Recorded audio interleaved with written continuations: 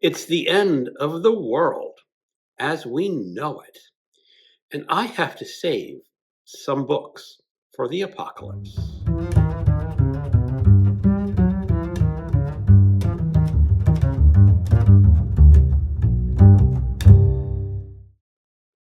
Hello, welcome to my channel. Another bibliophile reads.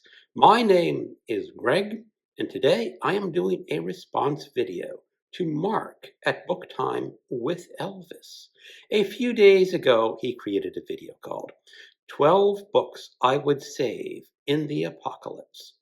His video is describing his reaction to watching the news of Zelensky in the White House with Trump and Vance, and what deplorable, malicious treatment he received from my elected American leaders.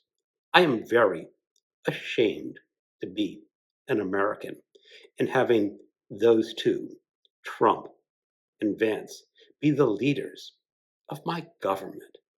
How pitiful America has fallen.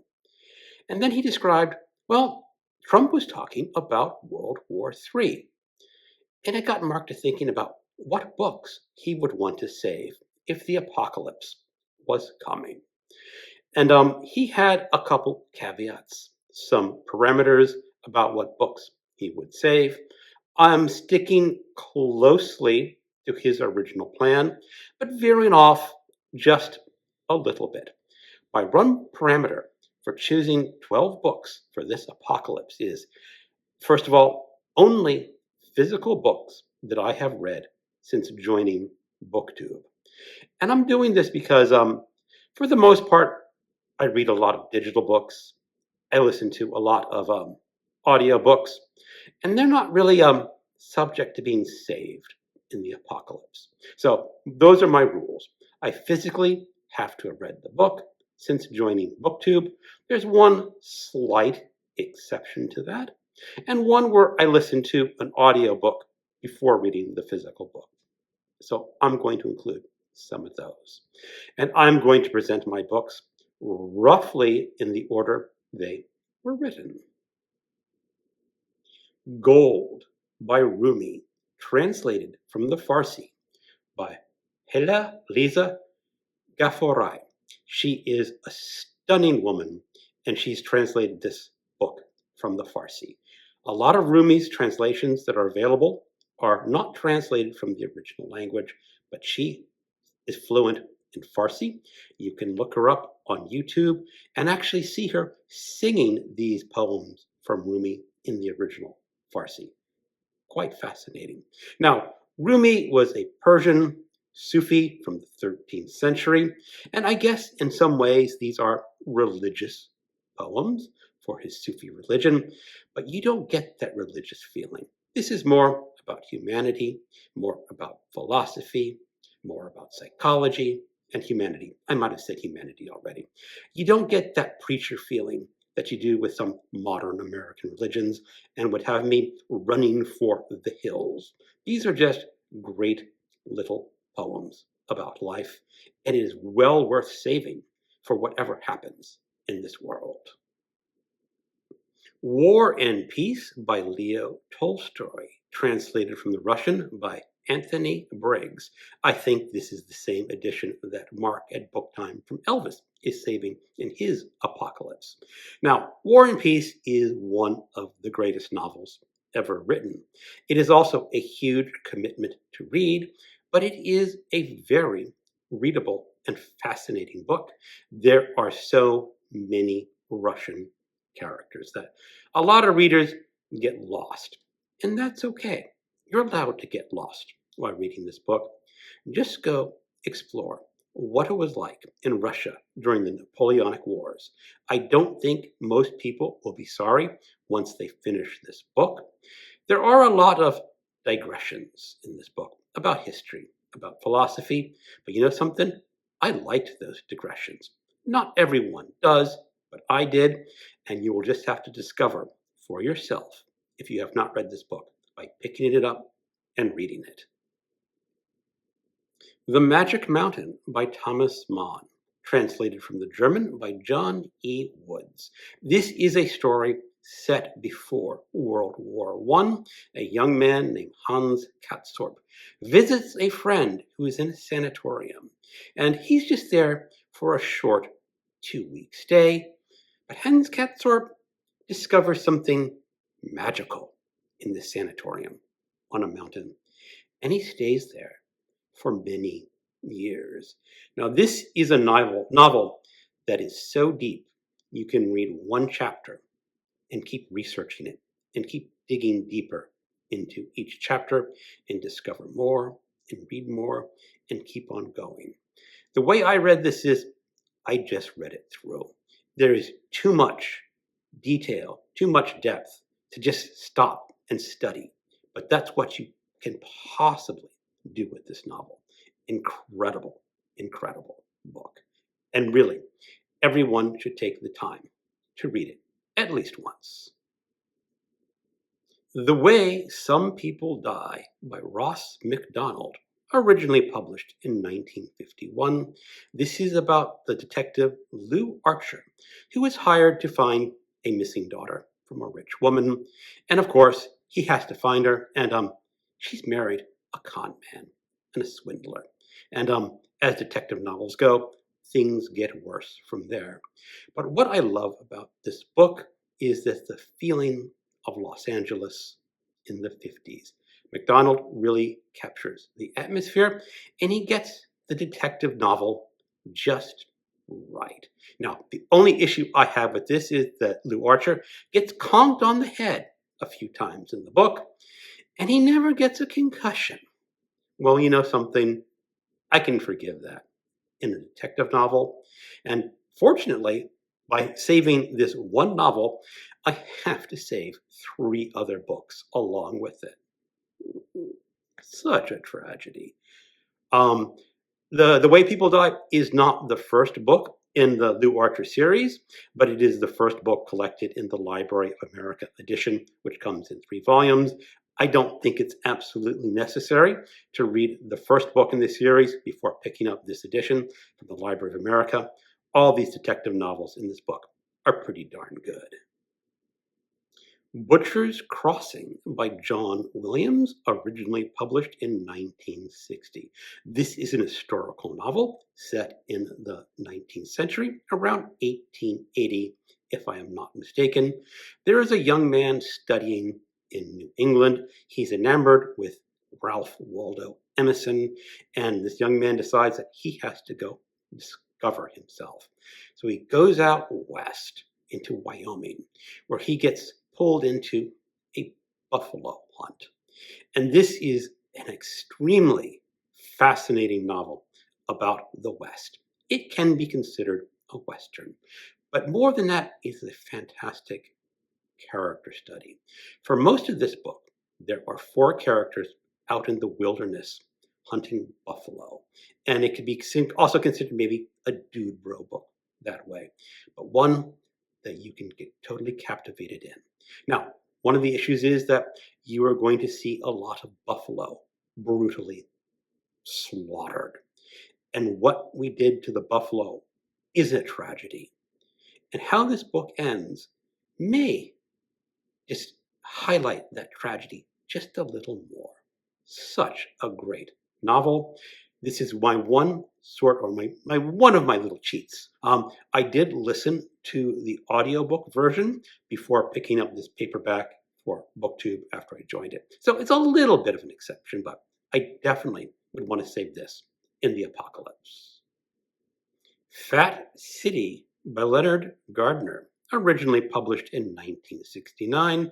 This is the story of a small-time boxer in Stockton, California during the late 50s.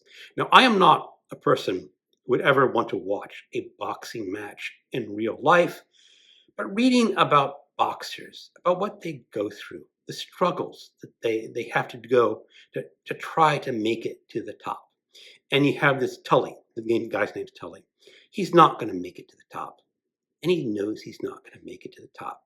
But he's willing to stand there and get beaten because that's all he knows how to do. This is a crime novel, and it's really fascinating and fantastic. J.R. by William Gaddis, originally published in 1975 and winner of the National Book Award.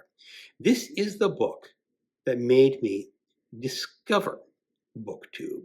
And after discovering BookTube, I had to go and create my own channel. So again, this might be a slight exception because I did not read it after starting my channel, but it made me start my channel. So I consider that a very good segue and exception for allowing it into the books I'm going to save for the apocalypse. And this is a satire on American business. It is about an 8th grader who, through deception, is able to amass a false fortune. And it is a false fortune because he sort of acquires businesses that are worthless in reality, but on paper, they're still worth a little bit. So it looks like this JR, who no one knows, he's an 8th grader, is a multimillionaire, and he starts being able to dictate to other businesses for things to do. Really funny, but this book takes a lot of concentration. It is at least 90% unattributed dialogue, and there are no chapter breaks. But this book is something that I've read twice before, and I'm going to be reading it a 3rd time this year because I think it's that good.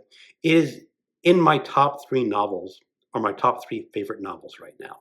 And who knows, it might take over A Confederacy of Dunces and The Stranger by Albert Camus as my favorite novel when I reread it for the 3rd time this year. Unknown Man, number 89 by Elmore Leonard, originally published in 1977.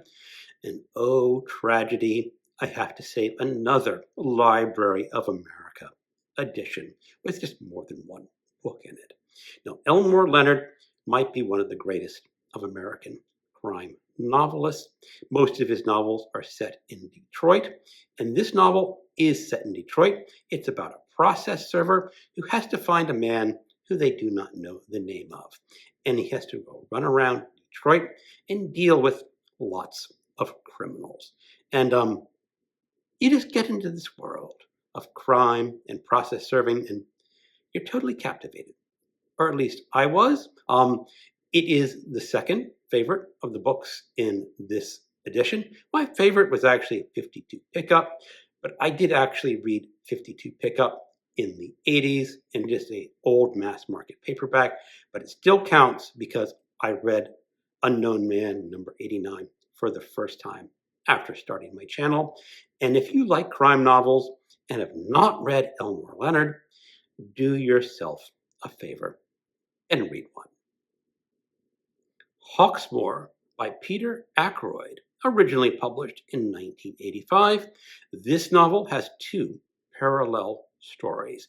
The first is set in the 18th century about Nicholas Dyer, who was building some cathedrals. In order to build his cathedrals, he needed to have human sacrifices because he worshipped the devil. Now, Dyer was a real person. His cathedrals are real cathedrals. Whether he actually worshipped the devil and sacrificed people to build his cathedrals, I'm not too sure if that's completely historical. And then there is a second storyline about a detective named Hawksmoor who is solving some crimes in London during the 80s that are being committed in the cathedrals that Dyer built. Really fascinating story. One of the most interesting things about this book is the language that the author uses.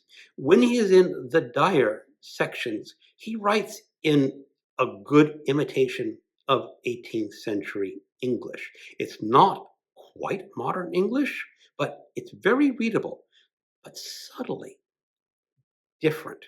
And when I was reading this, I said, I want to read more books in this style of English.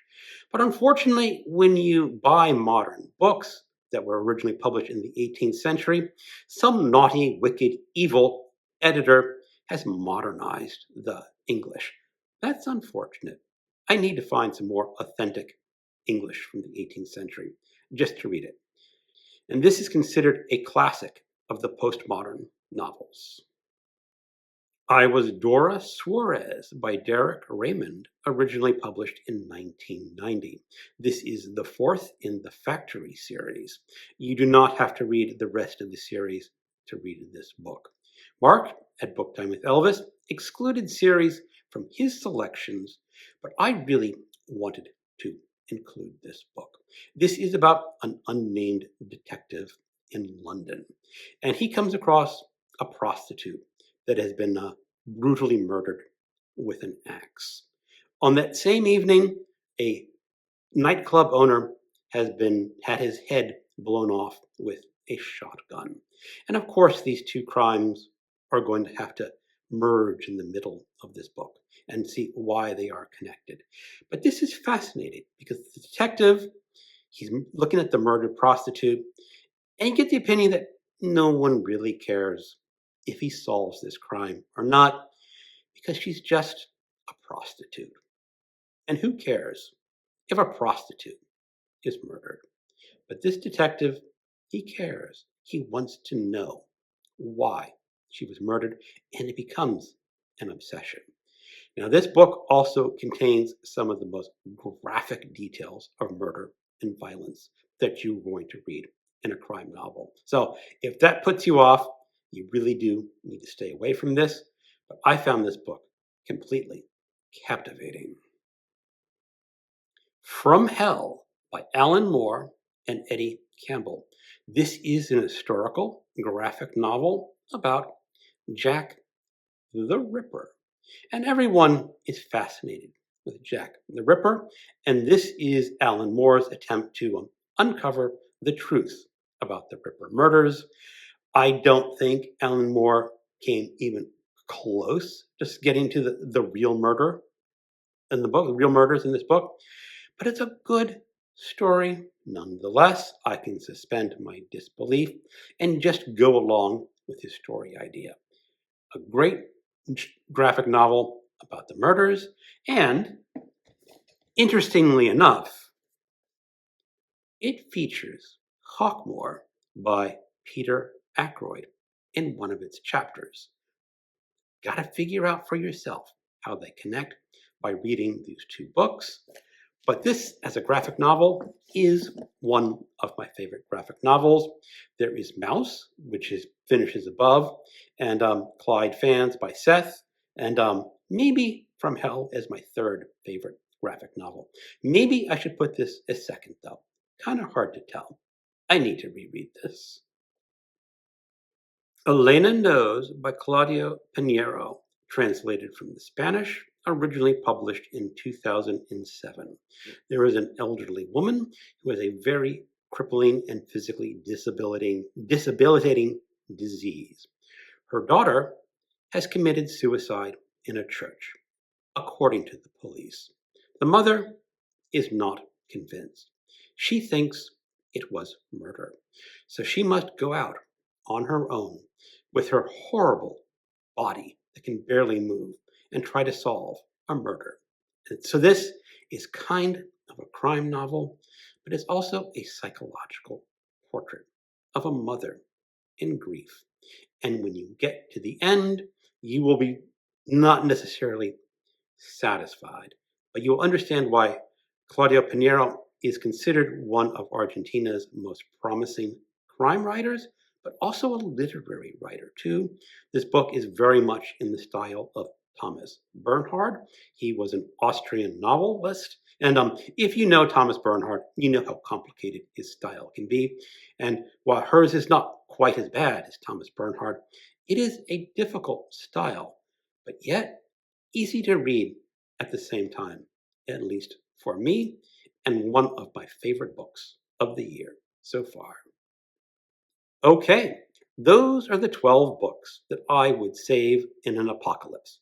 It's, as I said, kind of an odd mixture of books because I'm limiting myself to physical books that I own and books that I have read since joining BookTube.